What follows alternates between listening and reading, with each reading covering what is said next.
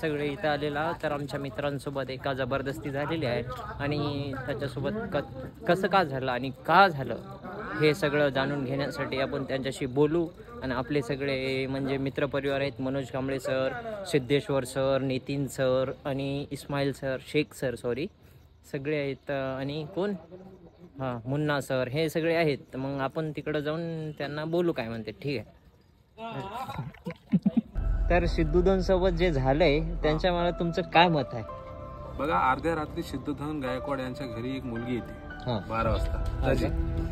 तर ती मुलगी डायरेक्ट सिद्धूच्या अंगावर पडते आणि त्याला फिजिकल होण्यासाठी मजबूर करते. अच्छा. तर तो मुलगा चांगला आहे, तसं पोचंपल्लीमध्ये राहतो, तसं चांगला आहे. तो म्हणला, बाई तू हे काय करतोस?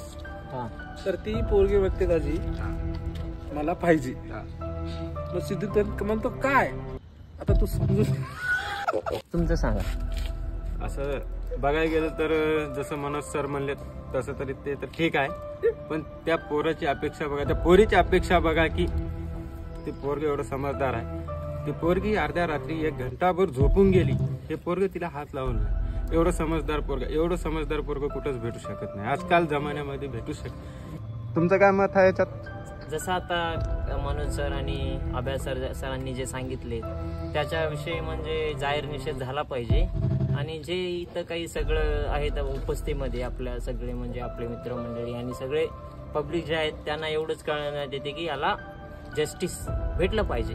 तर अजून माझे 2 शब्द आहेत आणि त्या मुलींना बी सांगतो की असं कोणासोबत करायचं नाही. जर तुला भेटायचंच असलं असतं तर प्रेमाचा विनयभंग का केलीस तू? बंद कर.